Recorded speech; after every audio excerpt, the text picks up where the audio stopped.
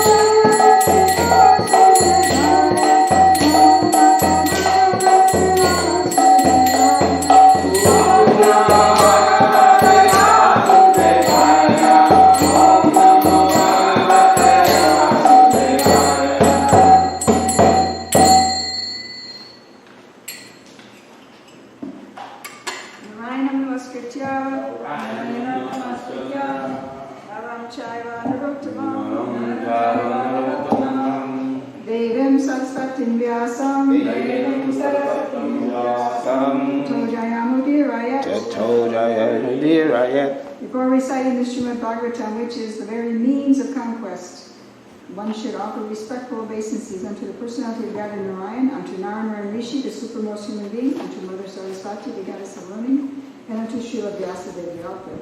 Shringatam Swakata Krishna, Shringatam Swakata Krishna, Punya Shravana Kirtanaha, Punya Shravana Vidyantasto Vibhadrani, Vidyantasto Vibhadrani, Vidunoti Suhritsatam, Vidunoti Suhritsatam.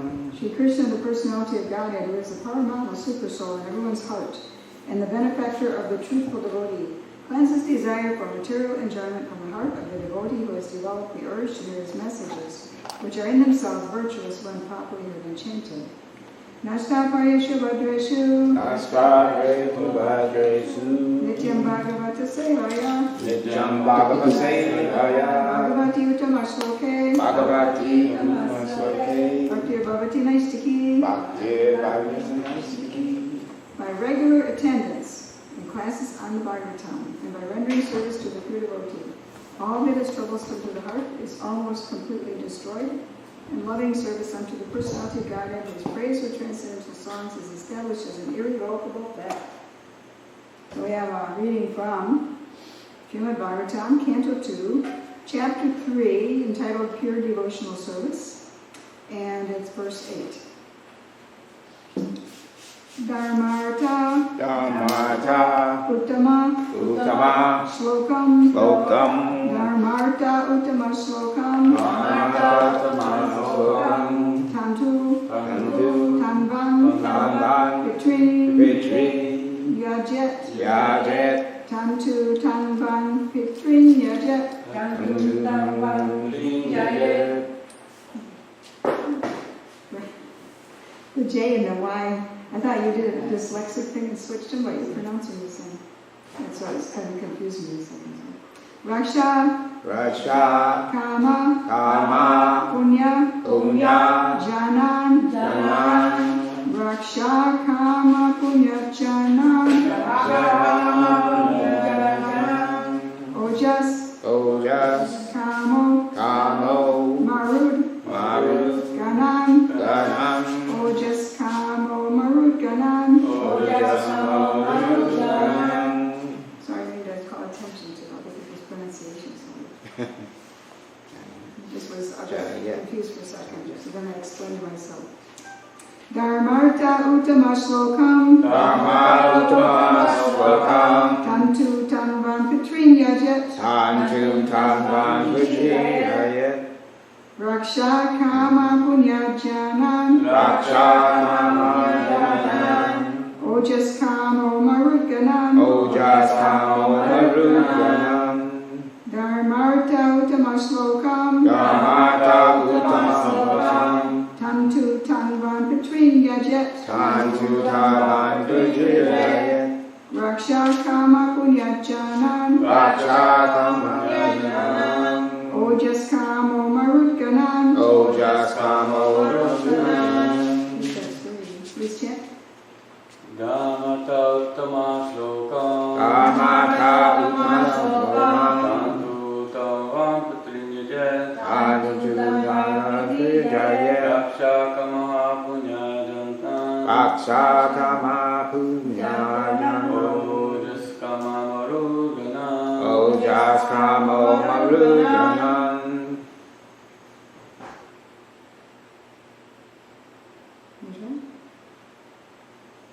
Dharmartha Uttama Shlokam Dharmartha Uttama Slokam Tantu Tanvan Pitrin Yajet Tantu Tanvan Vijayayat Raksha Kama Punya Jana Raksha Kama Punya Janan Ojas Kama Marud Ganan Ojas Kamo Marud Ganan Dharmartha Uttama Slokam Dharmartha Uttama Slokam Tantum Tamvam Pritiyayat Tantu Tanvan Vijayayat Raksha Kama Punya Janan Raksha Kama Punya Janan Ojas Kama Marudganan Ojas Kamo Marud Ganan. Anybody else? Anybody else? Well, that is good. Okay. Remeanings. Dharma Artha. Dharmartha For spiritual advancement. for spiritual advancement. Uttama Shlokam. Uttama Slokam. The Supreme Lord or persons attached to the Supreme Lord. The Supreme Lord or persons attached to the Supreme Lord. Tantuhu. Tantu Or offspring. or for offspring. Tanvan. Tanvan And for their protection. and for their protection. Pitrin. Pitrin The residents of Pitraloka. the residents of Pitraloka. Yajet. Yadet Must worship. must worship. Raksha Kamaha. Raksha Kamaha One who desires protection. one who desires protection. Punya Janan. Punya Janan Highest person. highest persons. Oja Kamaha. Oja Kamaha One who desires strength should worship. one who desires strength should worship. Marut Ganan. Marut The Ganan demigods. the demigods. Translation. The purport by His Divine Grace, A.C. Bhaktivedanta Swami Srila Prabhupada. Jai Shri Prabhupada. So I'll read the Translation. One should worship Lord Vishnu or his devotee for spiritual advancement in knowledge and for protection of heredity and advancement of a dynasty. One should worship the various demigods. Please repeat. One should worship Lord Vishnu. One should worship Lord Vishnu Or his devotee. or his devotee For spiritual advancement in knowledge. for spiritual advancement in knowledge And for protection of heredity. and for protection of heredity. And advancement of a dynasty. Advancement of a dynasty. One should worship the various demigods. One should worship the various demigods. So purport says, the path of religion entails making progress on the path of spiritual advancement, ultimately reviving the eternal relation with Lord Vishnu in his impersonal effulgence, his localized Paramatma feature, and ultimately his personal feature by spiritual advancement in knowledge. And one who wants to establish a good dynasty and be happy in the progress of temporary bodily relations should take shelter of the Pitas and the demigods and other pious planets. Such different classes of worshippers in different demigods may ultimately reach the respective planets of those demigods within the universe, but he who reaches the spiritual planets in the Brahmajyoti achieves the highest perfection. So, Om Jnana Timirandasya Gyananjana Shalakaya Chakshur Unmilitam Yena Tasmai Shri Gurave Namaha. Born in the darkest of ignorance, my spiritual master opened my eyes with the torchlight of knowledge. I offer my respectful obeisances unto him. So this is about knowledge. It's contrasting worship of Vishnu and Vishnu's devotees, worship of Krishna and Krishna's devotees, with worship of the demigods. So it's a contrast between spiritual and material worship, and put pretty simply. And so there's a lot about it in the Bhagavad Gita too. Basically, actual knowledge comes ultimately from Krishna. All the sampradayas start with Krishna, because we have the Brahma Madhya Sampradaya, but it's the Lord Brahma who started the knowledge. He got it from Krishna. They get it from Krishna. He's the source of knowledge. Without Krishna, we have no knowledge. We have only illusion. So Krishna is the source of knowledge, and knowledge is about Krishna. So let's see. And as far as worshiping the demigods, well, that just keeps us in illusion to worship the demigods. So I thought, well, there's a lot of stuff in the Bhagavad Gita about this. And first I'll go to the demigod worship. Let's see.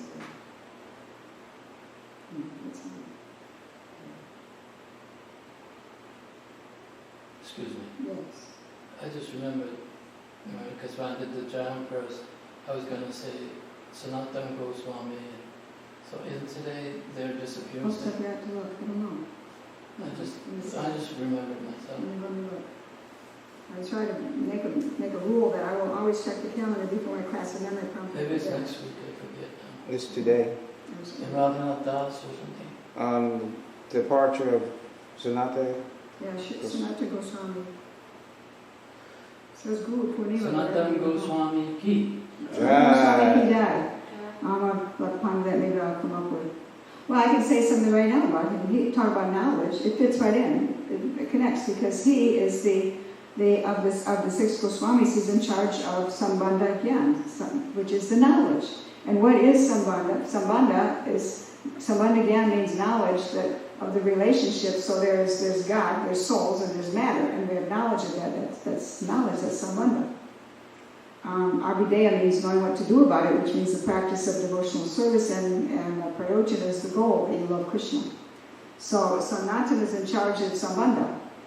So this is perfect because we're talking about knowledge today.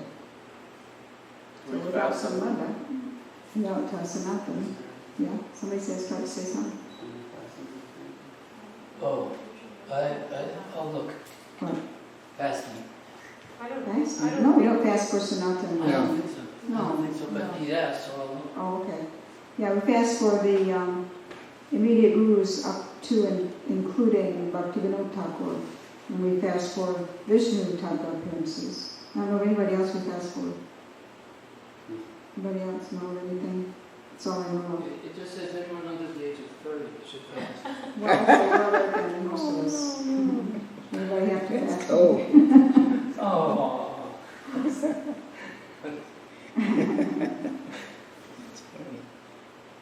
Okay, so Cha, cha, cha. back to Bhagavad-gita 3:9 and 3:10 kind of introduces this idea of the demigods. I'll talk about worshiping demigods first because that's a lesser thing. So 3:9, I'm just going to read the English. Work done as a sacrifice for Vishnu has to be performed. Otherwise, work causes bondage in this material world. Therefore, son of Kunti, perform your prescribed duties for his satisfaction, and that way you will always remain free from bondage. So 3:10, in the beginning of creation, the Lord of all creatures sent forth generations of men and demigods, along with sacrifices for Vishnu, and blessed them by saying, be thou happy by this yajna sacrifice, because its performance will bestow upon you everything desirable for living happily and achieving liberation. So the demigod worship, well, liberation is kind of beyond the demigod worship, but still these are considered material desires. So you have everything in Dharma, Artha, Kama, Moksha. Dharma is doing the religious practices and doing all the right duty. Artha is desirable things. You get some wealth from doing that, get some blessings or something, some good reward, and then good karma, and then Kama, you can enjoy it, and then Moksha, you have satisfied all these things, so you can start thinking about liberation. But all of that, liberation because you figured out hopefully that you're going to die and so there's suffering. So, but all of that is for the self, for enjoyment. So whether you want to do your religious duties and get a reward and enjoy it, or then you want to get liberated because you want to get free from all this, it's still considered in the material world, it's material desires. Because just liberation alone does not get you back to God yet, because it doesn't mean you love Krishna yet. So this demigod worship it's a structure, it's a perfect structure in the material world for things to go nicely here. And the nice thing about things going nicely is then you have enough peace to think about what else is there. The bad thing about things going nicely is you might not ask what else is there, because it's so nice. But anyway, it's a system created in the material world, because most of us are here for a long, long time, and Krishna doesn't like to see us suffer. So we can do right things and not suffer so much. But ultimately, Krishna wants us back with him, of course. So demigod worship doesn't get you there. So let's see, 7:2. Let's go to chapter 7 and tell a bunch of stuff. So there's a lot about demigod worship. Some verses.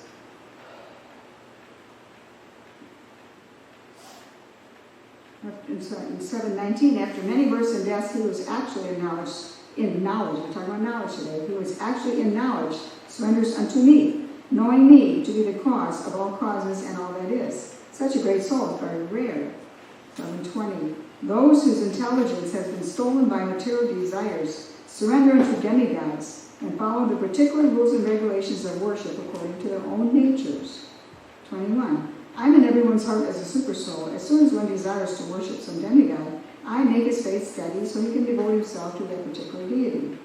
7:22, endowed with such a faith, he endeavors to worship a particular demigod and obtains his desires. But in actuality, these benefits are bestowed by me alone. 23, men of small intelligence worship the demigods, and their fruits are limited and temporary. Those who worship the demigods go to the planets of the demigods, but my devotees ultimately reach my supreme planet. So this is how the thinking goes. So 7:24, unintelligent man who do not know me perfectly think that I, the Supreme Personality of Godhead Krishna, was impersonal before and have now assumed this personality. Due to their small knowledge, they do not know my higher nature, which is imperishable and supreme. So those who worship the demigods is more comfortable to think like this about Krishna, that because then you don't have the troublesome factor of a personal God above the demigods. You just can worship the demigods. So if we want to enjoy whatever we want, Krishna gives us the ability to have faith in it, because that he helps support our choices, but he doesn't make our choices for us. Suppose we want to enjoy the material world and want to try to be like Krishna. There's a certain kind of faith. Krishna makes our faith strong. So here we come in the material world, And this is what we want to do, so he helps us do it, but we try to enjoy.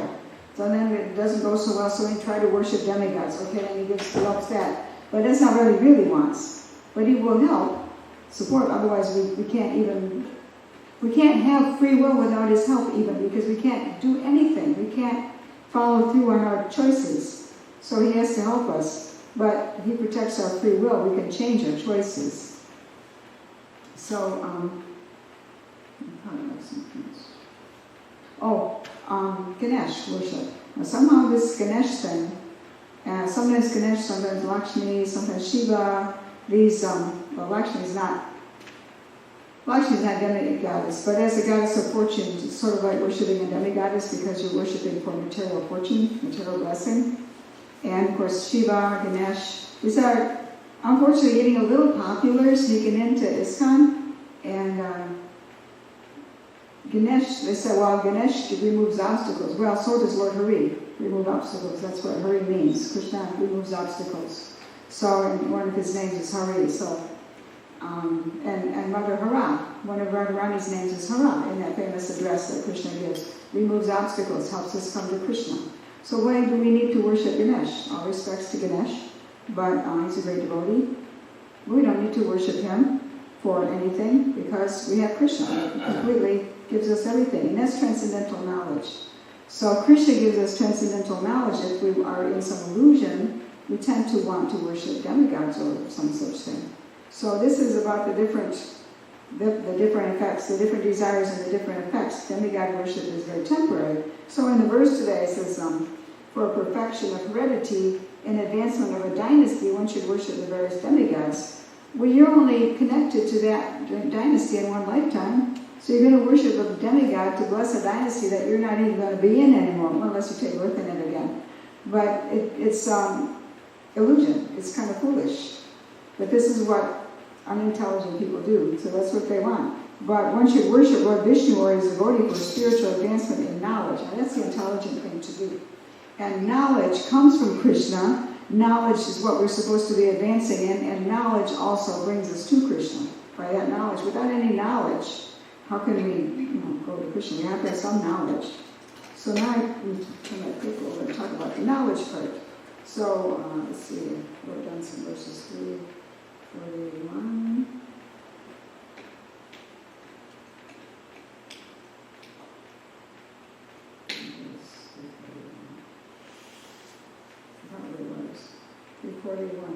Therefore, O Arjuna, best of the Bharatas, in the very beginning curb this great symbol of sin, lust, by regulating the senses, and slay this destroyer of knowledge and self-realization. Knowledge and self-realization go together here, and lust destroys it. So lust is that desire to enjoy, which gives us illusion. Illusion destroys knowledge and self-realization, which are practically synonymous. So, to the end, according to the end, I'll just read this. 42, the working senses are superior to dull matter. Mind is higher than the senses. Intelligence is still higher than the mind, and he, the soul, is even higher than the intelligence. So that's laid out right there. This is the kind of stuff that Sanatana Goswami explained, how these things are working. Some of it is what he explained, that there's matter, and it's this little analysis. He must have done it. He must have explained it too.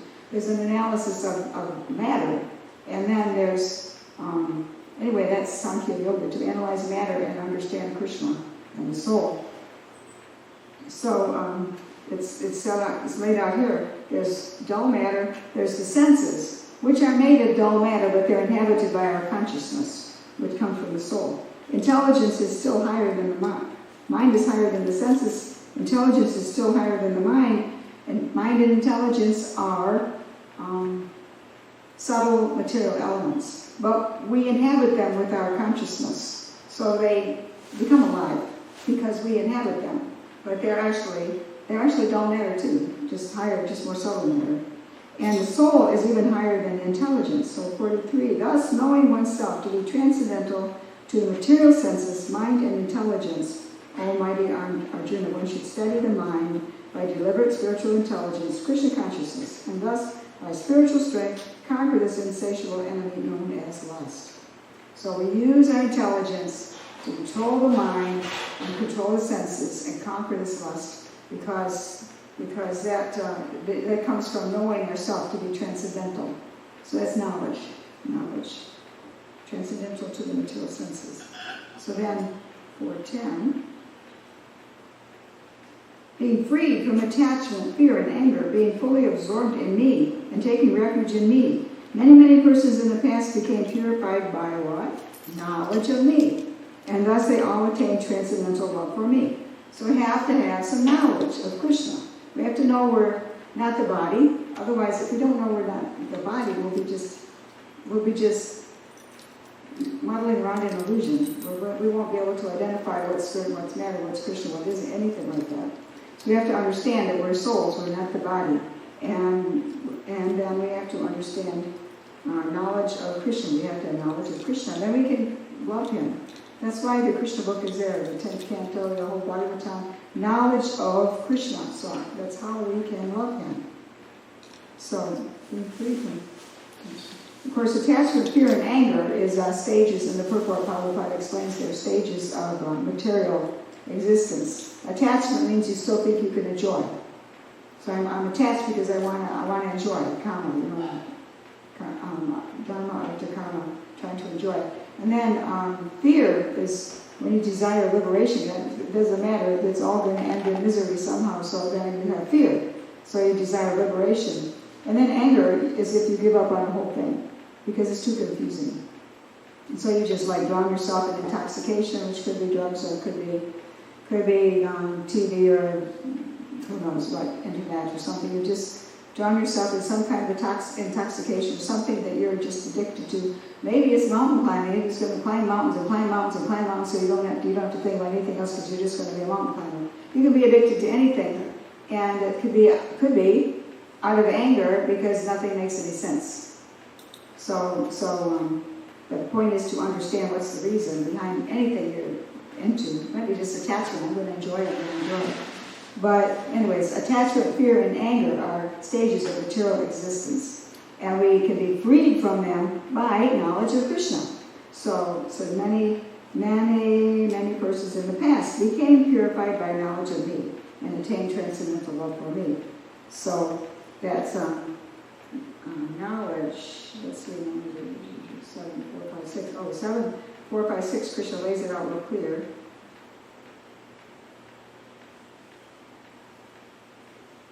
Four, earth, water, fire, air, ether, mind, intelligence, and false ego. Altogether, these 8 constitute my separated material energies. And if anybody thought that soul was the mind, it's clear here that that's not true. It's made very clear here. Besides these, Almighty Armed Arjuna, there's another superior energy of mine, which comprises the living entities who are exploiting the resources of this material inferior nature.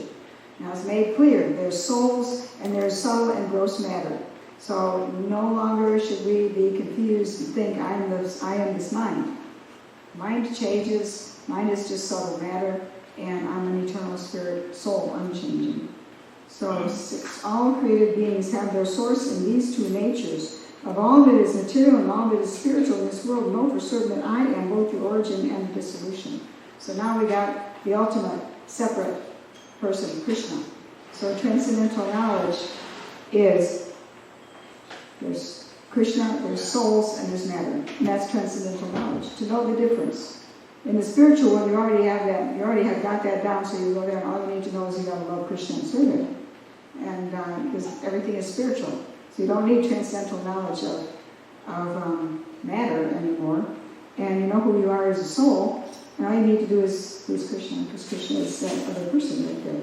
So who's there to give you happiness and you have loving exchanges with him. And knowledge comes from Krishna. It mentions about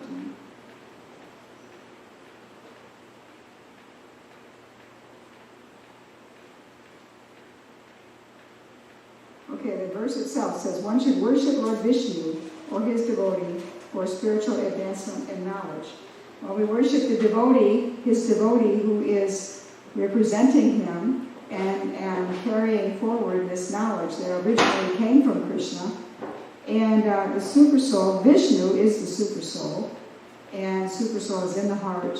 And 10, 10, and 11, what does the super soul do to help us? To those who are constantly devoted to serving me with love, I give the understanding by which they can come to me. So how does he give it? To show them special mercy, I, dwelling in their hearts, destroy with the shining lamp of knowledge the darkness born of ignorance. So whatever is transcendental knowledge we are getting, we don't get it without hearing it. Somehow we have to hear it. But it gets lit up in the heart by a super soul so that it becomes realized knowledge. It becomes all connected, we can understand it. So in 1861, there's another there too, and finish up the class. 1861, so many nice verses. Really nice verses. 1861. I can't just memorize them, just rattle them off. But anyways, 1861. The Supreme Lord is situated in everyone's heart, O Arjuna, and is directing the wanderings of all living entities who are seated as on a machine made of the material energy. That's also a verse that gives transcendental knowledge, because you got the Supreme Personality of Godhead directing all living entities. You got living entities sitting on a machine made of material energy, and then you got the material energy of the machine. So that's a verse of transcendental knowledge too. There's like hundreds of ways to say the same simple thing. And the more different ways we hear it, the more it goes into our heart. 1862, O Sayana Bharata, surrender unto him utterly. By his grace you will attain the transcendental peace and the supreme and eternal abode. So we surrender to Super Soul, and Super Soul brings us to Krishna. So here is the supreme instruction, 1865. Always think of me, become my devotee, worship me, and offer your homage unto me. Thus you will come to me without fail. I promise this because you are my very dear friend. Abandon all varieties of religion, meaning exchange with God, and just surrender unto me. Like religion, exchange is in like business or something. And just surrender unto me. I shall deliver you from all sinful reactions to interfere. So this is about knowledge versus demigod worship. So knowledge is, did you hand up? Yeah. Okay. Whenever you're ready. Okay, yeah, I was just wrapping it up, so go ahead. Oh, you were mentioning that we don't have to worship demigods or anything, and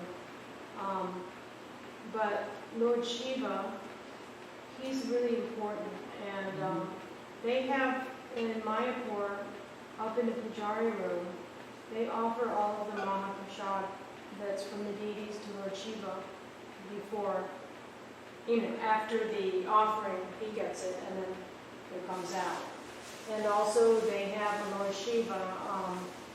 It's important to pay your obeisances to him before doing parikram. Like I'm not exactly sure of the exact, maybe Haridwani knows, but I think he protects the Dham, and I think for etiquette, they always have us offer obeisances to Lord Shiva before we could, to get permission or something, to get the blessings to go on parikram. And so in general, Lord Shiva, I think he's a bit more than just a regular demigod. Like he's part of, he's like that, a huge portion of qualities that Krishna has, he has. But we don't do separate Shiva worship, but within the service of offering, to Gauranga, the Guru Gauranga, there can be a system for Lord Shiva worship. They also have a Shiva Linga right there behind the Jagannath temple, to the side. They installed a beautiful Shiva Linga. Which Jagannath temple? In Mayapur, the one outside Rajpur, outside ISKCON. Mayapur has a Jagannath temple? Yes, not right there in Mayapur, about 5 Oh, minutes that away. one, yeah, okay. And that's the ones that the Mayapur devotees worship, that Lord Jagannath. But they have installed the Shiva Linga there. And so I haven't done enough study about it, but I do know that Lord Shiva is important in a lot of pastimes, being the greatest Vaishnava. So we worship him in that way. he's the greatest Vaishnava, not for separate, Exactly, yeah. Separate benedictions. Yes, that's what I was going to say. We also worship Prabhupada, but we don't confuse him with worship of Krishna. So we worship Shiva the same way we worship Prabhupada, a great devotee. Prabhupada, the sum total is all the demigods. It says that the spiritual master is the sum total of all the demigods. But you don't worship him. I'm going to worship all the demigods very efficiently by worshiping the spiritual master. That's not the understanding, of course. What? It's not the understanding that we worship the demigods conveniently by worshiping the spiritual master. I didn't say that. I just said it's I the sum know. total. I know. So, but to her point, to Kaila's point, I think also at the beginning of the Parikrama around Radha Kund and Shamakund, there's a temple that you're supposed to offer respects, and it's a Shiva Lingam that has something to do with what she was just mentioning. It sort of, when she said it, something clicked. But I also know that, and there's two other points quickly, that before 2009, before Tucker Morris, had his health problems,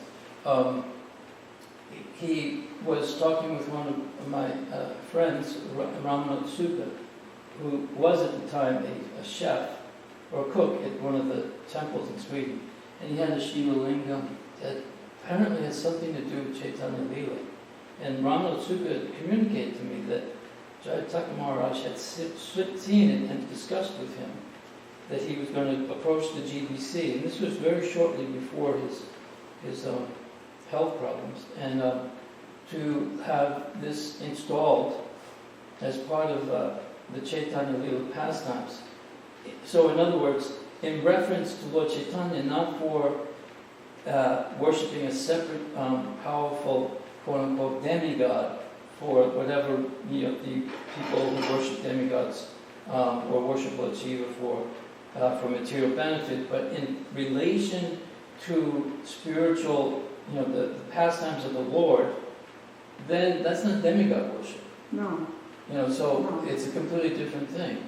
So I think that it's all about consciousness. It's all about attitude. Yeah. That's what it's all about. It's just, what is your what is your motive? Why are you doing this? It's like the gopis, the young girls were That's worshiping right. God. That's a great example right there. They were not, they wanted Krishna. And I heard a really nice lecture about that recently by Radhanath Maharaj. It was a beautiful lecture. And he was talking about that very same point. That it was they're worshiping Mother Katyayani, I guess she's expansion of Durga Devi, but for Krishna. That's how we worship Prabhupada, for Krishna. We worship. That's right, exactly. We worship Lord Shiva in Vrindavan or for Krishna. If we worship them to get Krishna, it's different from worshiping them for protection of heredity and advancement of the dynasty or something like that. It's a completely different thing. Exactly. I mean, you could even say like the Tulsi Devi or Bhakti Devi. She organizes the Leela in the Dham, and she's worshipped for that. So it's not. I mean, she's not listed as a demigod, but as an eternal associate of the Lord. Yes. But those persons who are in charge of various parts of the running of the universe, that's a completely different issue when they're actually involved in it. Because there's also Lord Shiva, and then there's the Rudra expansions.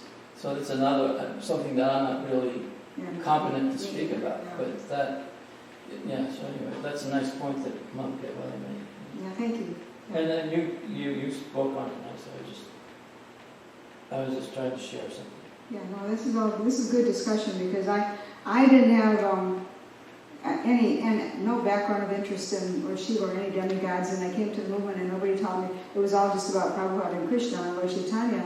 And so I did go to Vrindavan once, but not part of any organized tour led by an expert devotee or something. So I missed that whole point. I didn't even honor Lord Shiva in Vrindavan. So, and I didn't know about it. So I'm kind of running out behind on this. We only know what Prabhupada's taught us. Yeah, I didn't know that. So he's given us the basics. Yeah. But in the Bhagavatam, there's the fourth canto of Lord Shiva's instructions to the Pachetas. That's called the Shiva Gita, like Uddhava Gita, the Shiva Gita. Very beautiful prayers, Yes. in glorification of the Supreme Lord. And it's recommended for everyone to chant that day. That's in 4, Fourth 7, canto, I 7 think it's to... fourth canto, part 3 or something. Yeah, I would listen to you. Excuse me, just before Kaivalya leaves, does everyone know that Kalakanta Prabhu from Yeah, we Krishna made House that- in Gainesville? we already made that. Tonight. Did everyone hear about it? Yeah, we And talked. also Yeah. Veer Krishna Maharaj on Friday? And he's giving class tomorrow. Yeah, he's giving class. Kalakanta is giving class Should I tomorrow. tell, or what I'm asking is, does everyone here know all the details?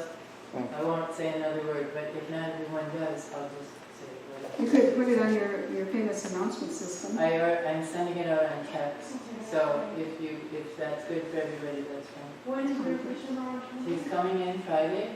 He's giving Saturday morning Bhagavatam class and Sunday feast lecture. He's coming like maybe 4 o'clock in the afternoon I or didn't something hear like the that. time. maybe. Oh, you're telling me that. And do you know anything about he must be staying in the guest quarters? Is that, you don't know anything about that? Are you staying? Nobody's staying in the trailer, are they, right now? No. So he must be staying. Where's Kalakanta going to stay? Well, they're not going to be here at the same time. Yeah, okay, no problem, yeah. Okay. I mean, actually, the quote-unquote guru quarters, during the rain, the ceiling was really leaking really badly. That place is uninhabitable. Practically, yeah. Really? Oh, no. So that needs to be repaired. It's just a roof job? Or put a match to it. Oh. Not to that until we get the other bathrooms done. I mean, we'll all just go in the woods all the time. There won't be any bathrooms left. I heard Sannyasi this morning. Are you going to say something? No. Okay. So I heard. I think it was Mahavishnu, because I mean physically he's changed so much. I'm not really sure if it's this, but I'm pretty sure it was Mahavishnu, and he was in London, and this was really early this morning, and he was talking about that Sanatana Goswami, this part about knowledge. He said, just a brief point, he said that actually, because Arjuna, although it was part of his Leela with Krishna, he was confused about his duty. He was confused about his responsibility within Varnashram. But when Sanatana Goswami arrives to see Lord Chaitanya, he's far more, he's past that point. He's saying, no, not Varnashram, I just want pure devotion. Because he was, his whole story about, because the Muslims were the minority and the Hindus were the majority, so they needed a good, strong, intelligent, trustworthy Hindu to manage their affairs and to relate with the Hindu majority. And Sanatana Goswami and his brother fit that to a T. But they were, they were totally absorbed in Krishna Leela. They had their own new Vrindavan they had constructed. And so when he arrives to see Lord Chaitanya, he's not on this, he's already, he's not confused about his duty. He's resigned from that Varnashram responsibility, if you want to say, that post, and that has actually disgraced him in the eyes of the Brahmins. He did it to save their lives, didn't he? That he was threatened that they would be killed or something. He did it to protect the Vaishnava. Yeah, he was doing that to protect the right. That's why he was doing it. Yeah. But he was condemned, by most of the Brahmins because he was working with them, and then actually was considered by associated mediators, you are one in their minds. So, but he had enough of it, and it was time for Lord Chaitanya. So, in this class I was listening to just briefly, but I'm pretty sure it was, what did I say? Mahavishnu. He said that he compared that. He said that Arjuna is in a state of flux and confusion, but Sanatana Goswami, he was way past that. He was already at the point of, Sarvadama Prajaja, surrender everything. So, that's just a little thing I heard. And then he wrote Actually, I don't know what he wrote about understanding the material elements. I don't know if he did that or not, but he wrote about distinguishing the soul from the body and different relationships and levels of understanding Krishna. So he wrote a lot about that. Whereas Rupa Goswami wrote about the flavors of devotional service. Sanatana Goswami wrote about the levels of understanding Krishna, levels of relationship. What is it? Rupa Goswami wrote Upada Shamitra? Was that? Yeah. But also, and then Jiva Goswami, well, he wrote these sandarbhas that break down. Yeah. Like I briefly read a few verses from when they were here, the Paramatma one. And when you read it, it's like, if it was saying what I thought it was saying, it's quite remarkable, you know. It was a very deep understanding, far beyond my realization. But it explains how the material energy and how Krishna is managing that, and if one becomes Paramatma, realized he's connected with Paramatma, he can understand everyone else's heart, or at least whatever Paramatma is willing to reveal to him. Because the same Paramatma is in my heart, is in your heart. But at the same time, it's very similar to when Narada Muni went to visit the 16,100 temples, palaces. They were all the Supreme Personality of Godhead, but in each palace, Krishna was engaged differently. And he even worshipped, and it says like the first two examples, Krishna receives him and then he worships him. Then he goes on to the next one, and then Krishna does it again as if he didn't do it or knew or remembered what he had done prior. And after that, I seemed like Narada Muni didn't even bother to... No, he went to all the rest of them. No, but he went to all, but he didn't bother to greet him or anything because he understood it was yeah. He understood it was And it's amazing how many things he was doing. He was riding elephants, he was hunting, he was doing puja. He was in a pool with society girls. I mean, it's all over. It's amazing. Yeah. This God is amazing. You know, though, how you hear that some of these evangelicals, they said, we have an amazing God. They don't know how... Well, we do. Yes, you're right. Tell us, brother. Yeah. Did you mention that 9:23 in the Bhagavad Gita? Let me see if it's on the list. 9:23, no, want to read it? Yeah. Those who are devotees of other gods and who worship them with faith actually worship only me, O son of Kunti. But they do so in a wrong way.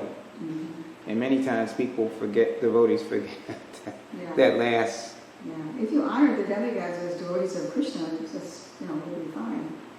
But we worship them in order to get something out of them. And then he goes on to mention, Prabhupada mentions, persons who are engaged in the worship of demigods are not very intelligent, although such worship is offered to me directly, as Krishna says. Then Prabhupada goes on to mention... Directly, indirectly? It says indirectly. Oh, you said directly. You know, indirectly, and Krishna says.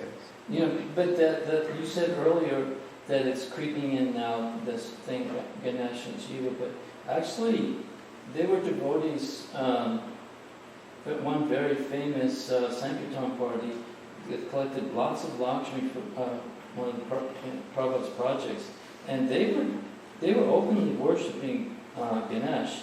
And then they asked Prabhupada about it, and Prabhupada said, well, that means you have to do $100,000 a day.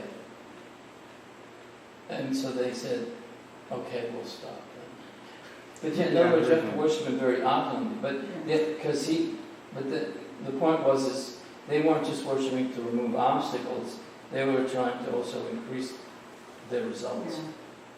I think I stepped into something that I'm not very knowledgeable about. But it was going on when Prabhupada was on the planet. It's also stated at the end of the verse in the purport that this is stated here is avidya purvakam. In other words, Krishna does not approve of unnecessary worship of the demigods. And it depends how you say that word, unnecessary. Yeah. Is there a necessary worship? Well, at least you honored Shiva. Mm-hmm. You don't say, well, we don't even recognize Shiva. Or you don't recognize Ganesh. Yeah, it's an offense. Yeah, you don't want to be offensive. And in the next verse, it goes on to, it's a whole study. Well, I heard this Krishna's devotee talking about master of sacrifices. how he was traveling with Prabhupada, and there was a famous Durga temple, wherever they were. It might have been Tribangam or someplace like that. And they wanted to know what Prabhupada was going to do. And he actually went in the temple, and but he bowed, like when we bow down to the deities, our left side is facing. And when we're supposed to do Prabhupada from the left side also, but it's not possible here. You can do straight on. I've seen devotees try to do that, to the left side, and then they bring their feet to the deity. So if you do it straight on, that kind of. But with Durga, Prabhupada paid full dandavats with his right side facing. And he said that with these, not Krishna Tattva, these personalities, you don't pay obeisances with the left side facing, you pay the obeisances with the right side.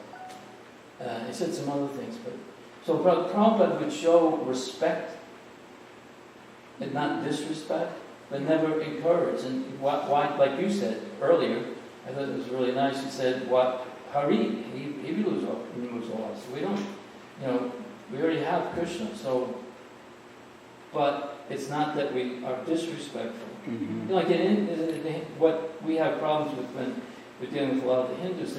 Why are you saying demigod? I mean, they are gods. They almost feel like Shiva is God. Or, why are you saying demigod? It's not a demigod. It's a god. He's God. Oh, God. Yeah, that's The their illusion, Mhm. Demigod. Anyway. Yeah, it's kind of a fine line in a way, because as a Westerner, I have zero interest in demigods by nature. I just don't have any interest in it. So I have to, for me, it's almost like I have to go in the direction that we're supposed to not go in order to balance and respect them properly. For me, though, like I mentioned, on Saturday when I was saying how when I've heard these verses for the first time, it was 1972, and I was a brahmachari at the time, and I was thinking, well, I could just privately, because some of this sounds important. I mean, I could help the movement. I could, what's the problem? I didn't know about demigods, but now that I'm getting all this knowledge, and I have full faith that this is real knowledge, why not just go ahead and worship this demigod so I can, help the movement with Lakshmi or help myself with a good wife? But that was the way I thought, and of course I didn't act on it, but that is there, But also, I heard Jayadvaita Maharaj give a class recently, and he was saying one of the things the editorial changes he made was stolen by illusion. Before it used to say deluded. Oh. So why is that important? And he said because deluded is one thing. Deluded is kind of like you're just, temporary. But this word, your intelligence is being stolen, taken away. So I assume that he changed it because it was in Prabhupada's words originally. Yeah, that was the actual proper way to do it. Yes, you can assume correctly. Yeah. So, Oops. deluded isn't as strong as Yeah. stolen. Yeah. Right. He made it stronger. Well, Prabhupada made it strong. They must have weakened it or something. Whoever. There was, I don't know how the history went, but maybe it was Macmillan or maybe it was Hargreaves. But in any case, Jayadvaita was saying this is a change that we made. We changed it to stolen, not deluded. Yes. And it was all approved by Prabhupada. Whatever he did, he had initially first asked Srila Prabhupada, and just coincidentally, before it could actually be done, Prabhupada passed away. So, okay. Yeah. In the next verse, after the 923, 924, in the purport, the verse says, I am the only enjoyer and master of all sacrifices. Therefore, those who do not recognize my true transcendental nature fall down. And then it says, here is clearly stated that there are many types of yajna performances recommended by the Vedic literatures, but actually all of them are meant to satisfy the Supreme Lord. Yajna means Vishnu. In the 3rd chapter of Bhagavad Gita, it is clearly stated that one should only work for satisfying yajna, Kama, or Vishnu. The perfectional form of human civilization known as Varnashram Dharma, which is what probably was mentioned, is specifically meant to satisfy Vishnu. Therefore, Krishna says in this verse, I am the enjoyer of all sacrifices. That's quote. I am the enjoyer of all sacrifices because I am the Supreme Master, close quote. Less intelligent persons, however, without knowing this fact, worship demigods for temporary benefit. Therefore, they fall down in material existence and do not achieve the desired goal of life. So, worshiping demigods, like Prabhu was saying, good wife, get money, and get to the movement, those are temporary. Well, if I had given money to the movement. Well, that's kind of a little permanent. I probably would have gotten intoxicated by If the you money. really gave. And If you really gave. I'll give 1 to the movement, 9 for me. 1 for them, 1 for me. 1 for them, 9 for them. So yeah. So it was like, I've actually seen the yoga ladder there. So you were here Sunday for the 5th lecture? I don't remember. No. But because it's like the yoga ladder, because at first, even psychologically, we go up the yoga ladder, even if we're not like enrolled in these different yoga systems, we go, first we learn about karma or duties and rewards and stuff, and then we offer that to Krishna, but we're still attached to it, so karma yoga. And then we get knowledge from offering results to Krishna. We start separating our mind and we start to get knowledge, and then or start to appreciate knowledge, because we can't just, it has to be given to us. But then we start thinking about it, and we start meditating on, and then meditate on the person you're giving it to, so then you go into. So this is, even we're taught immediately about the highest, about Bhakti Yoga, psychologically we will go through steps. We'll go through the yoga Interesting ladder. you said that, because I was thinking about this, like the last time I gave a class, I think about I did give one Saturday, but before that I was giving a class 2 weeks ago about the different false egos that when you're shedding the earth, the water, the fire, like that. And I basically said, this is beyond my pay grade. I don't really can't explain this. But what I can explain is blah, blah, blah.